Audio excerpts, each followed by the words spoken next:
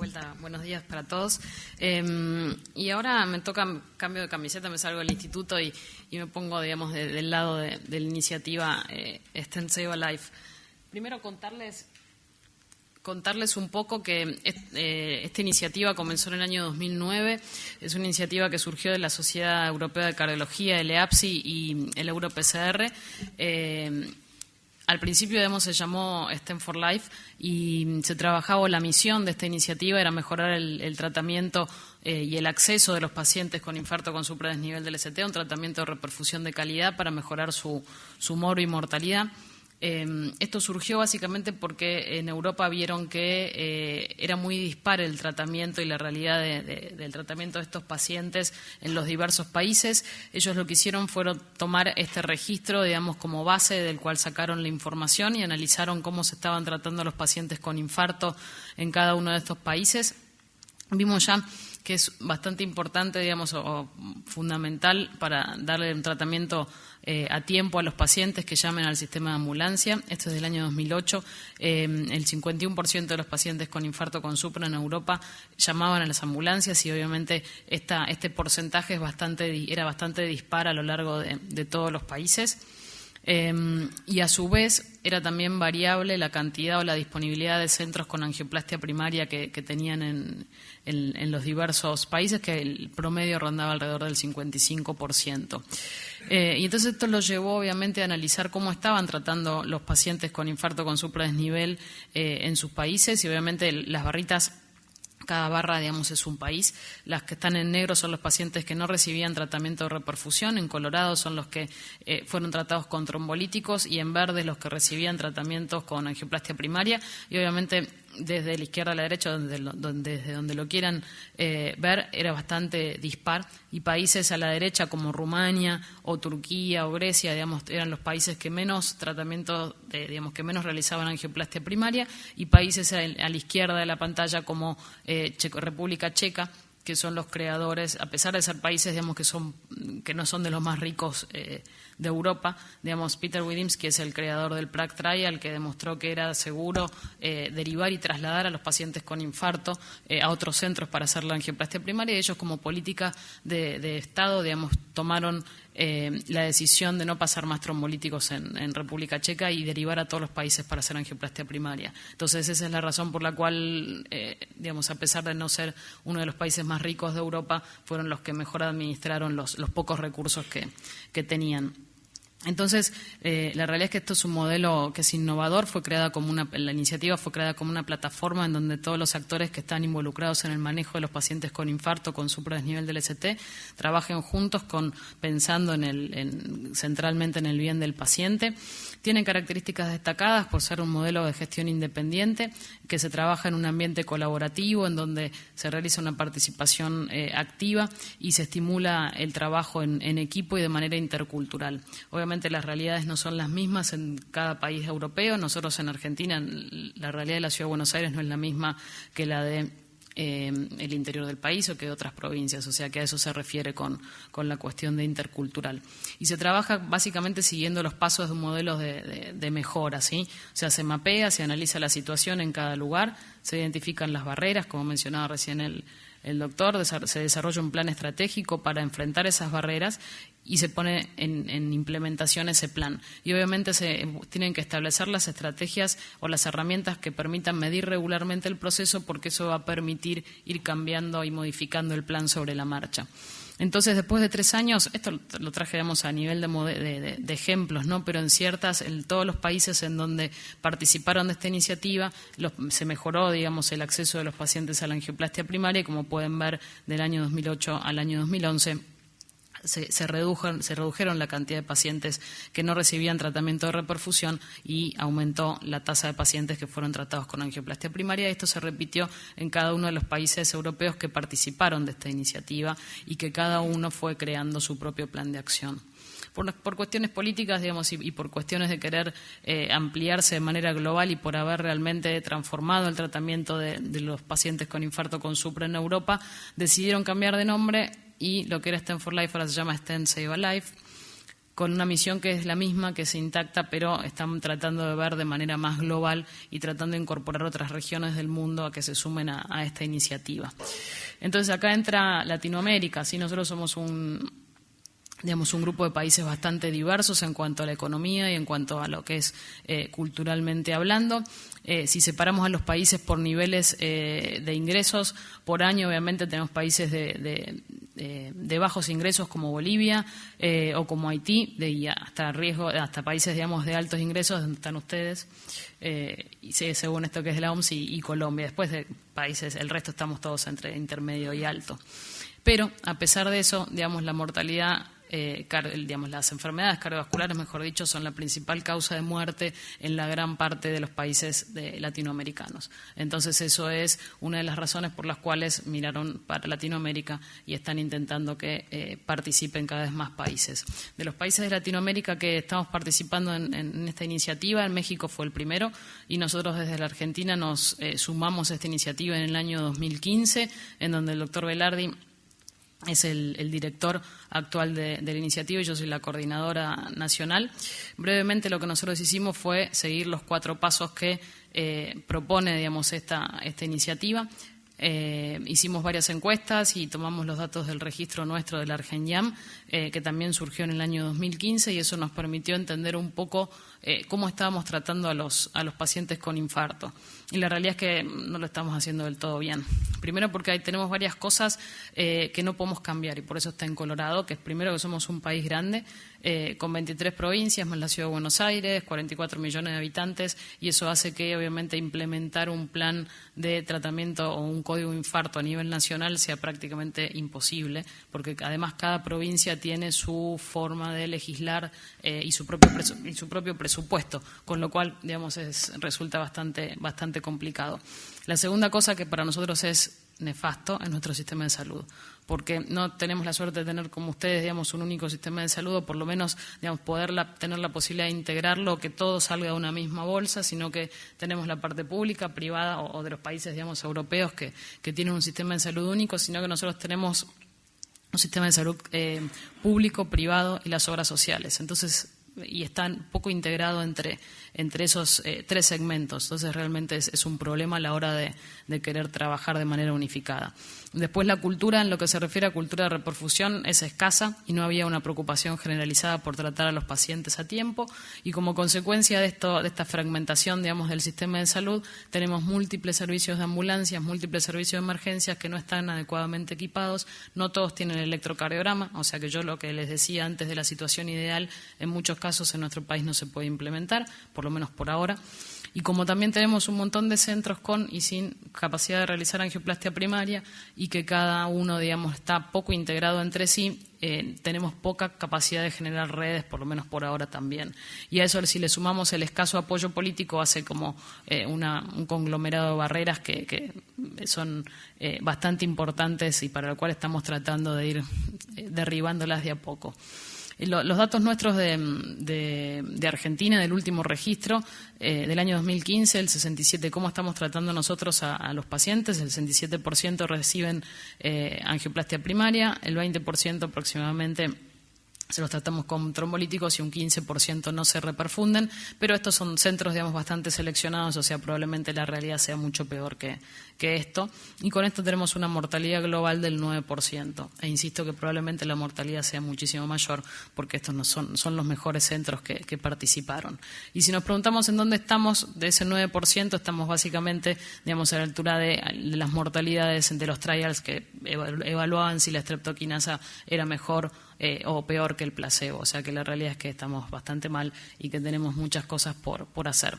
Entonces, brevemente, nosotros lo que hicimos fue tratar de saltear, digamos, la primera barrera, que es el sistema de salud, y dijimos, bueno, primer paso es concientizar, como les dije en la primera charla, digamos, al personal médico y a todos los centros, por lo menos tomar regiones modelos para empezar a trabajar, igualarlos, independientemente de que sean públicos o privados, tratar de igualarlos y crear programas puerta a balón, solamente con el objetivo de crear cultura y organizar a los centros puertas adentro, para que después, en una segunda etapa, puedan sumarse ¿sí? O pueden ser preactivados por las ambulancias y que puedan entrar después los centros derivadores. Pero si no nos organizábamos puertas adentro, era como bastante difícil incluso salir a hablar a la comunidad y decirle, si les duele el pecho, llamen a un sistema de emergencias, que si no tenemos esa cuestión preparada, el sistema iba a colapsar y iba a ser más caótico.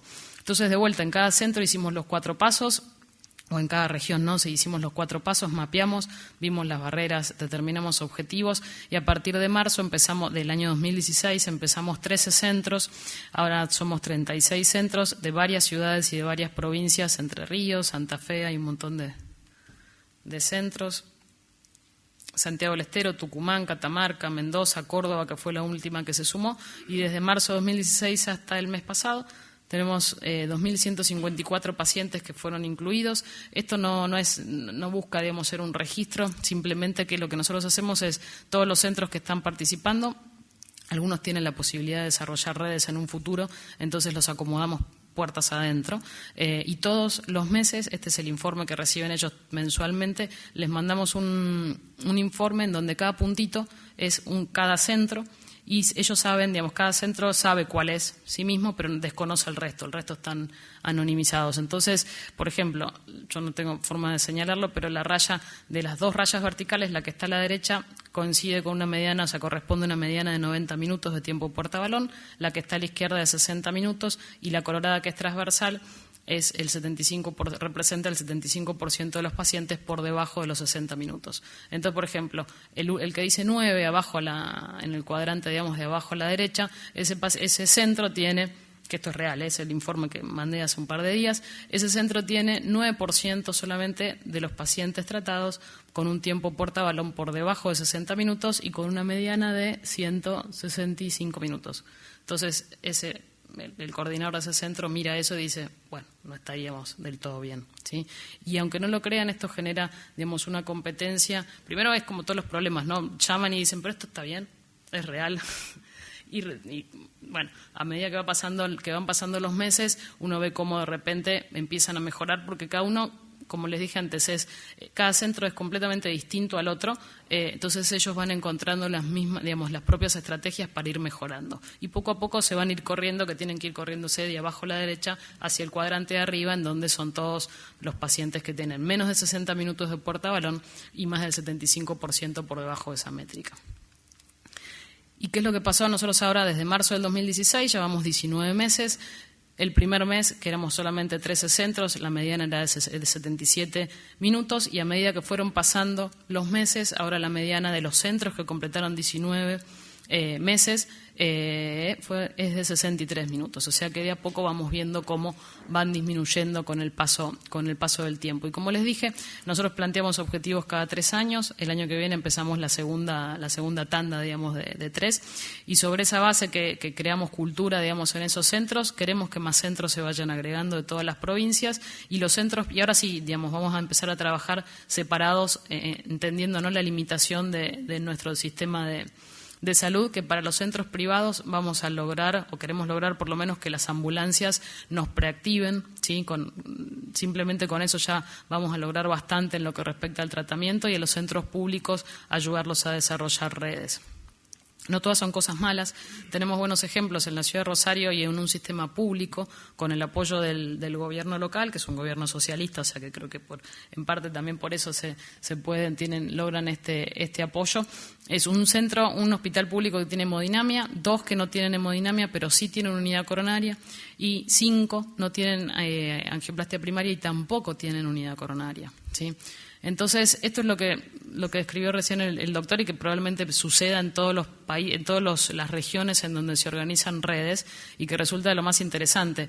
En verde es la época pre-red, en más colorado, rosa, digamos, es la época una vez que ya está formada la red. Esto es una cortesía del doctor Pedro Sangronis, que es el coordinador de esta red de hospitales públicos de Rosario, en donde se ven 3 cosas. Primero, que aumentan solamente con crear la red, no importa si funciona bien o si funciona mal, con crear la red aumenta la cantidad de pacientes que llegan a la red, ¿sí? O sea, aumenta la cantidad de angioplastias primarias que uno hace. La segunda cosa es que si vemos el tiempo total de isquemia, a la izquierda, el tiempo que hablamos que es del paciente, que es el tiempo desde el dolor a la consulta o al primer contacto médico, no se modificó, y que es lógico que no se modifique, porque primero hay que arreglar adentro para después salir a la población y decirle si le duele el pecho, llame al sistema de emergencia. Pero la parte de la derecha, que es el tiempo del sistema, se redujo en 69 minutos, o sea, casi un 30%, solamente con el armado de la red. Y el porcentaje, como estos son todos pacientes que vienen derivados de los centros derivadores que no tienen la posibilidad de hacer angioplastia primaria, el porcentaje de pacientes que son tratados dentro de los 120 minutos, que son los recomendados por las guías clínicas, antes de la red era del 9%, una vez que la red está instaurada, o se instauró, fue del 24%, y el año pasado, ahora faltan los datos de este año, aumentó un 56%. O sea que obviamente falta, pero digamos, solamente esto es todo lo que uno va viendo y toda la evolución que uno va viendo con el armado de la red. ¿Y qué esperamos ahora? El doctor Velarde va a pasar a ser el coordinador de Latinoamérica. Esperamos que varios países se sumen, entre ellos Chile, ustedes, Paraguay, República Dominicana. Esperamos por Colombia, esperamos por Brasil. En el Solasi de este año, en Buenos Aires, hicimos una reunión, una sesión en donde cada uno de estos países estaban representados y cada uno plantearon sus realidades. Y encontramos varios puntos en común, que ahora probablemente después los podemos discutir para ver cómo están ustedes. La realidad es que hay pocas redes en Latinoamérica para tratar a los pacientes con infarto, no está instaurado el problema. No hay un país que tenga un registro nacional, nosotros no lo tenemos, lo que les mostré, digamos, no son todos los centros, pero no hay un país que tenga un registro nacional, como mostraba recién el doctor, que sí tienen todos los centros mapeados y reportando en Galicia. No tenemos cultura de reperfusión, probablemente ustedes en su centro trabajen muy bien y tengan un muy buen tiempo puerta-balón, pero puertas afuera no sé si está adecuadamente organizado, y en el resto de los países de Latinoamérica hay un poco compromiso con el Ministerio de Salud, excepto en 2 países, ustedes y Chile. Y obviamente la realidad y los sistemas de salud son bastante diversos. Entonces, siempre que, ya para terminar, digamos, hay nuevos proyectos y se vienen cosas nuevas, hay un 30% que dice, yo me sumo.